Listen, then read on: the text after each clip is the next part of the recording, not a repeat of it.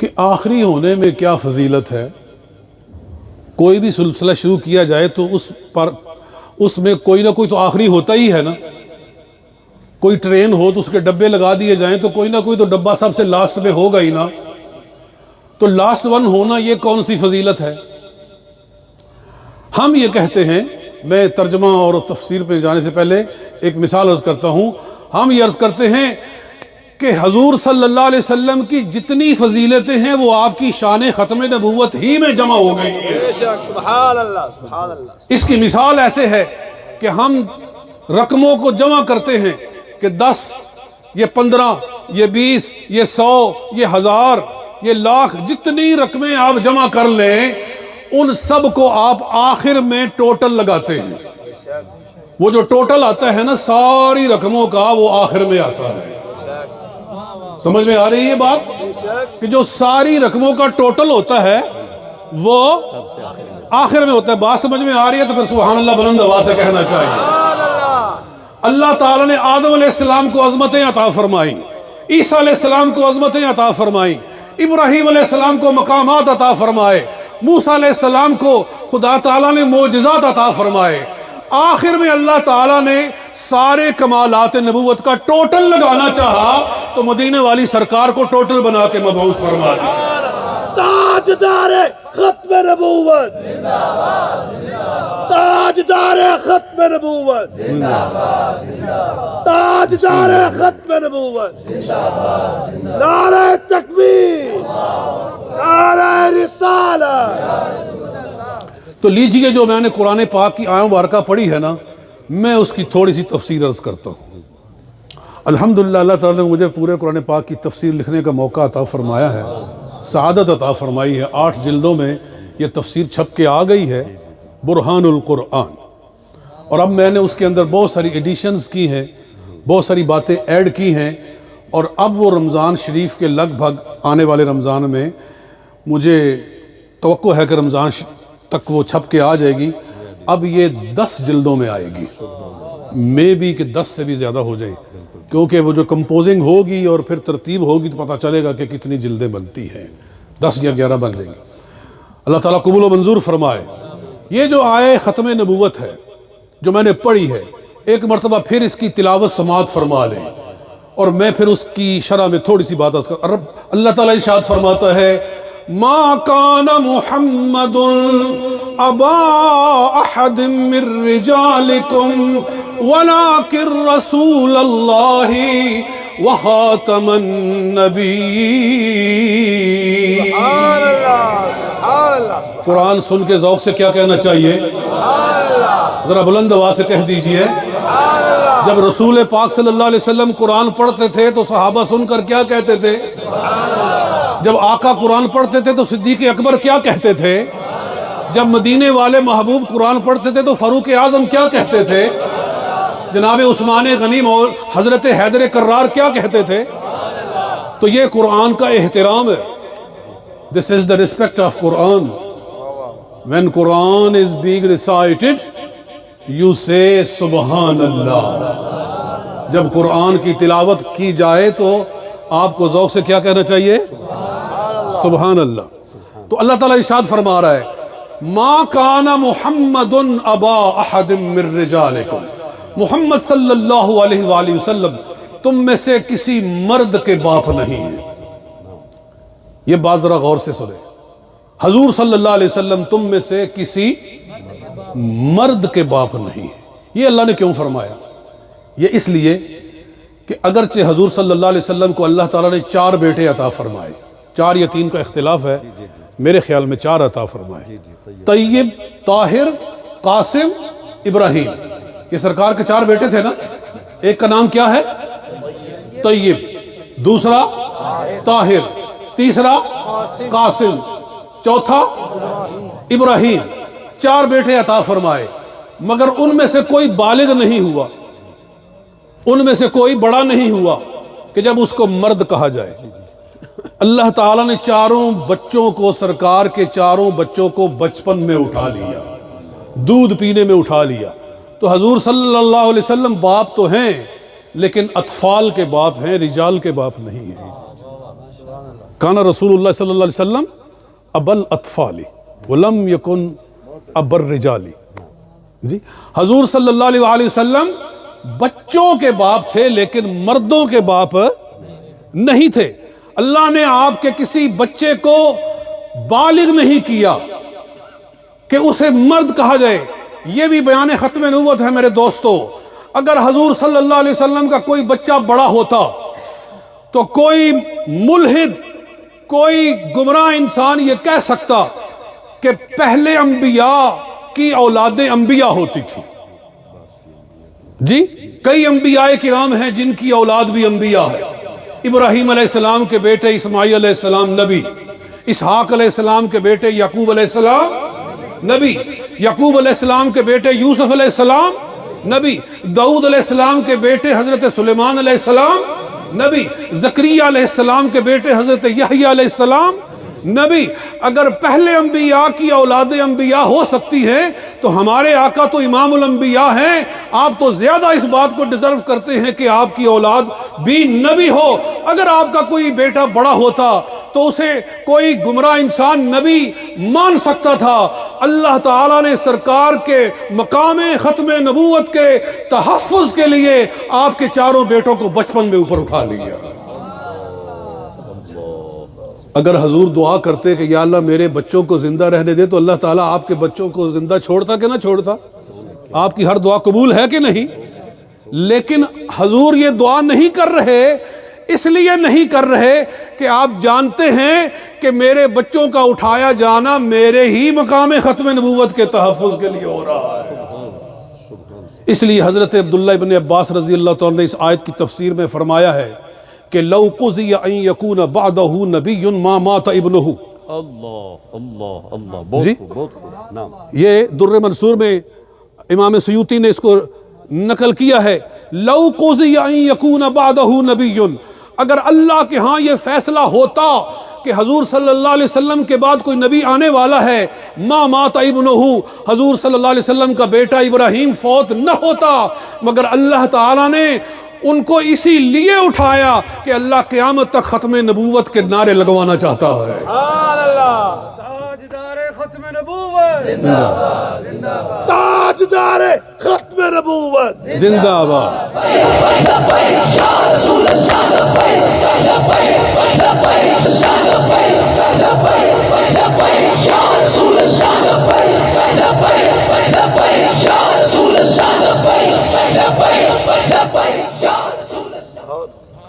یہاں سے بڑا خوبصورت نقطہ حاصل معلوم یہ ہوا کہ اللہ تعالیٰ کو یہ منظور نہیں کہ سرکار دو عالم صلی اللہ علیہ وسلم کا سگا بیٹا بھی نبی کہلائے. اللہ اللہ جی اللہ، بہت خوب. آقا کا سگا بیٹا بھی نبی کہلائے، اللہ کو یہ پسند نہیں ہے. تو 1400 سال کے بعد ایک آنکھ بند والا اٹھ کے کھڑا ہو جائے کہ میں نبی ہوں تو یہ اللہ کو کیسے پسند ہے؟ بہت خوب بہت جی بہت خوب. ہاں، یہ بات آگے چلیے. آگے اللہ تعالیٰ ارشاد فرماتا ہے ما کان محمد ابا احد من رجالکم ولکن رسول اللہ. سبحان اللہ. فرمایا محمد صلی اللہ علیہ وسلم کسی مرد کے باپ تو نہیں ہیں لیکن اللہ کے رسول ہیں، لیکن اللہ کے رسول ہیں. یہ علماء کرام کا جمع غفیر ہے. یہ لیکن وہی ہے جو عربی میں لاکن ہے. لاکن کو ہمارے ہاں اردو میں لیکن کہتے ہیں. لاکن جو ہوتا ہے یہ استدراک کے لیے ہوتا ہے. کلمۃ لاکن للاستدراک. کلمہ لاکن جو ہے یہ استدراک کے لیے ہوتا ہے کہ پہلی کلام میں اگر کوئی سوال اٹھا تھا تو لاکن کہہ کے اس سوال کا جواب دیا گیا ہے. تو پہلا کلام یہ ہے کہ محمد صلی اللہ علیہ وسلم کسی مرد کے باپ نہیں ہیں. آگے فرمایا ہاں مرد کے باپ تو نہیں ہیں لیکن اللہ کے رسول ضرور ہیں.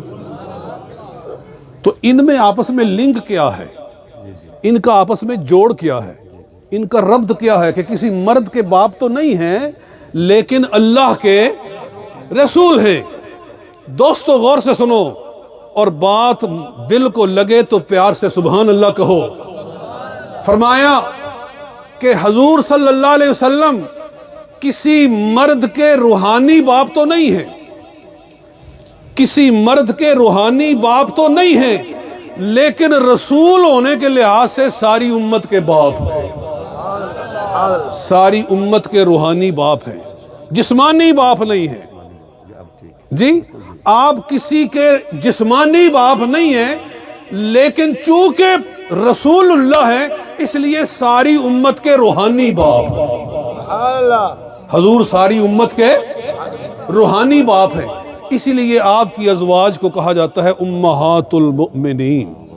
جی النبی اولا بالمؤمنین من انفسہم وازواجہ امہاتہم۔ محمد صلی اللہ علیہ وسلم تم میں جو ہیں حضور صلی اللہ علیہ وسلم مومنوں کی جانوں سے قریب ہیں، اور آپ کی ازواج سارے مومنوں کی مائیں ہیں۔ بولو امہات المومنین، جو ازواج مصطفیٰ ہیں سارے مومنوں کی مائیں ہیں۔ ارے وہ مائیں کیوں ہیں؟ وہ اسی لیے مائیں ہیں کہ جن کی وہ بیویاں ہیں وہ ساری امت کے روحانی باپ ہیں۔ حضور ساری امت کے روحانی باپ ہیں، اس لیے آپ کی ازواج ساری امت کی روحانی مائیں ہیں، اس لیے سارے مومنین آپس میں بھائی بھائی ہیں۔ جی انما المؤمنون اخوۃ، سارے اہل ایمان آپس میں کیا ہے؟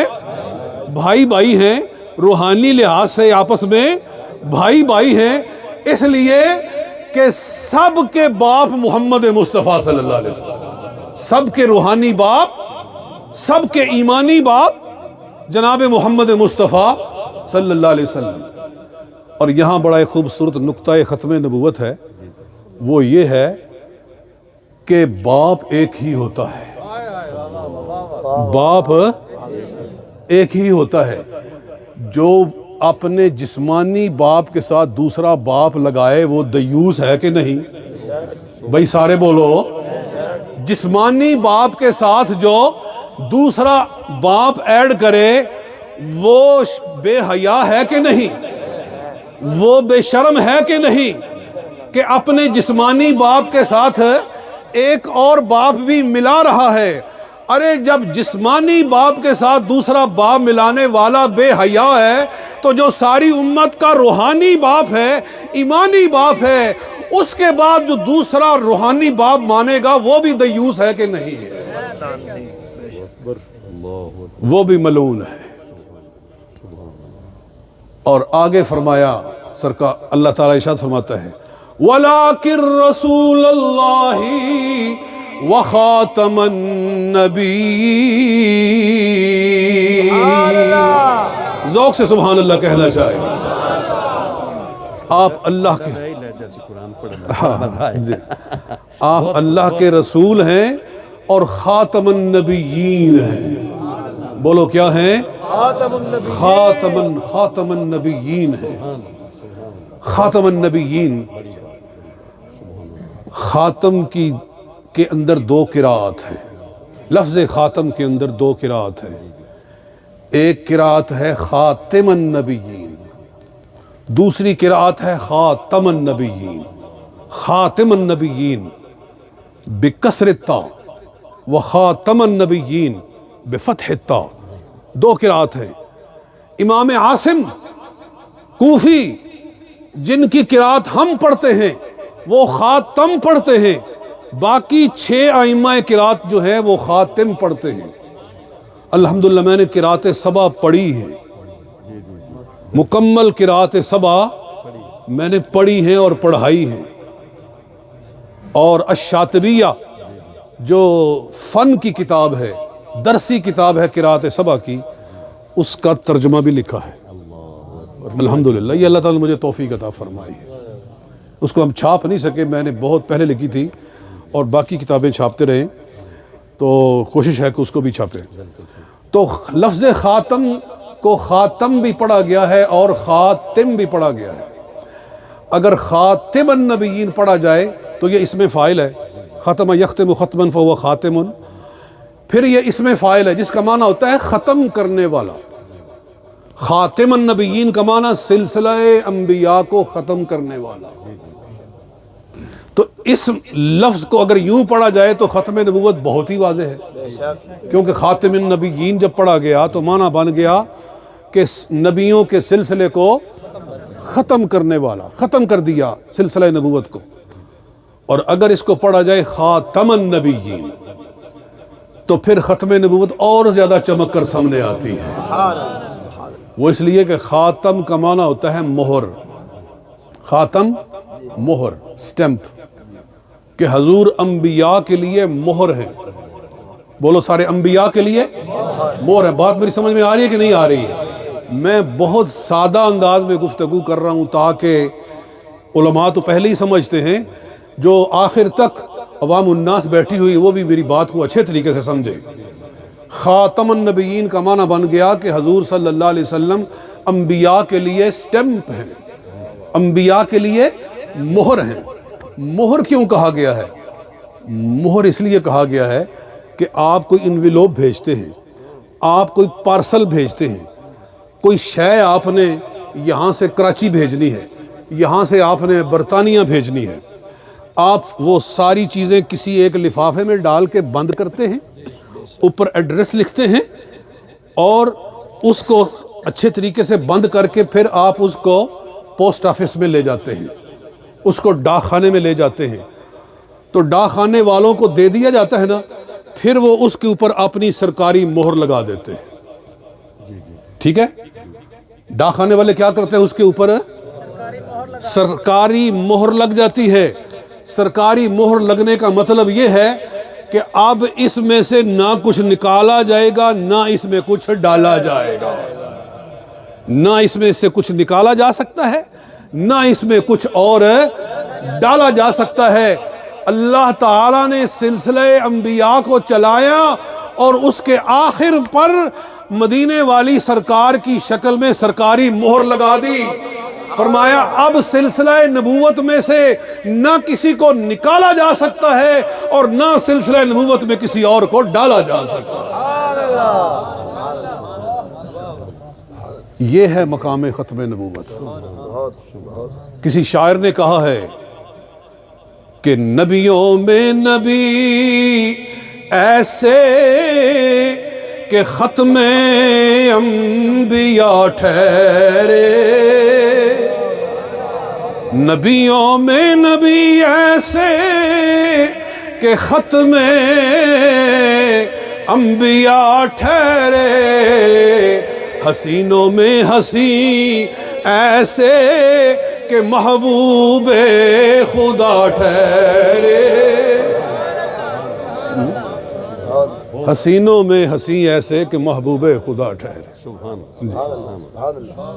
لفظ خاتم النبیین کی تفسیر قادیانیوں نے، مرزا قادیانی نے خراب کر کے لوگوں کے عقیدے خراب کیے، لوگوں کو کافر بنایا.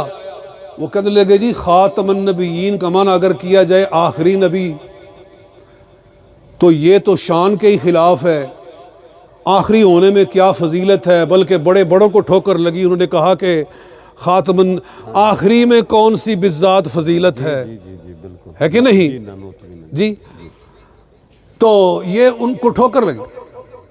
وہ کہتے ہیں جی آخری نہیں، خاتم النبیین کا معنی سب سے آخری نبی نہیں، خاتم النبیین کا معنی ہے سب سے افضل نبی. کہتے ہیں خاتم النبیین، مانتے ہیں ہم حضور خاتم النبیین ہیں، مانتے ہیں، لیکن اس کا معنی آخری نبی نہیں، اس کا کیا معنی ہے؟ سب سے افضل نبی. مگر آؤ تاجدار مدینہ اس کا معنی کیا بیان فرما رہے ہیں؟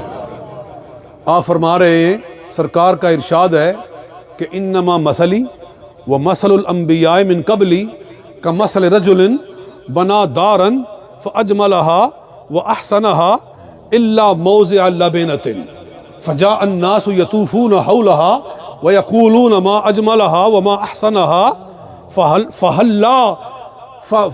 فلماذا تركت هذه اللبنة فهلا وضعت هذه اللبنة فانا اللبنة وانا خاتم النبيين.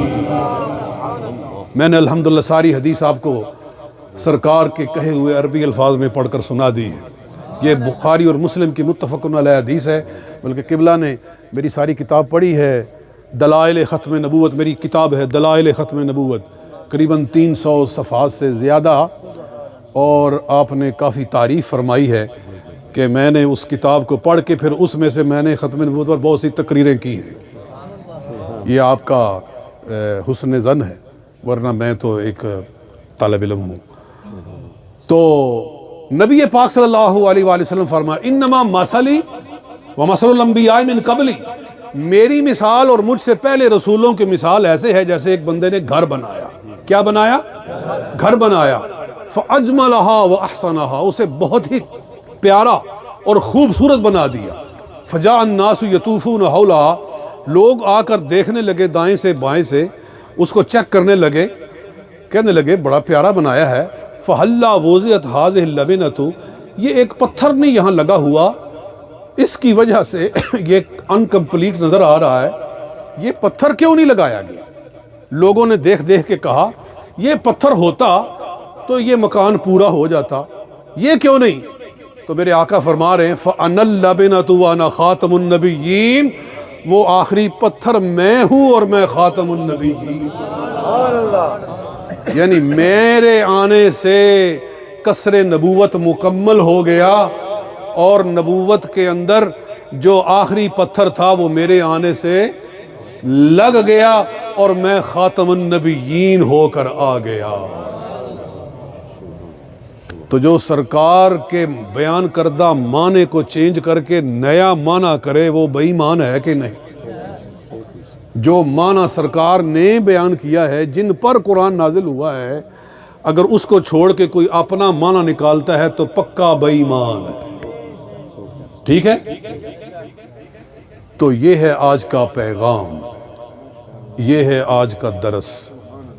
ابھی میرے پاس الحمدللہ قرآن پاک کی اتنی آیات، لیکن آپ کو بہت دیر بٹھانا یہ بھی تو کوئی مقصد نہیں ہے، ایک عقیدہ بیان کرنا مقصود ہے۔ ایک آیت کو پڑھ کے میں نے اس کا مفہوم تھوڑا سا عرض کیا ہے۔ اللہ حکم الحاکمین میری حاضری کو قبول و منظور فرمائے۔ وما علینا الا البلاغ۔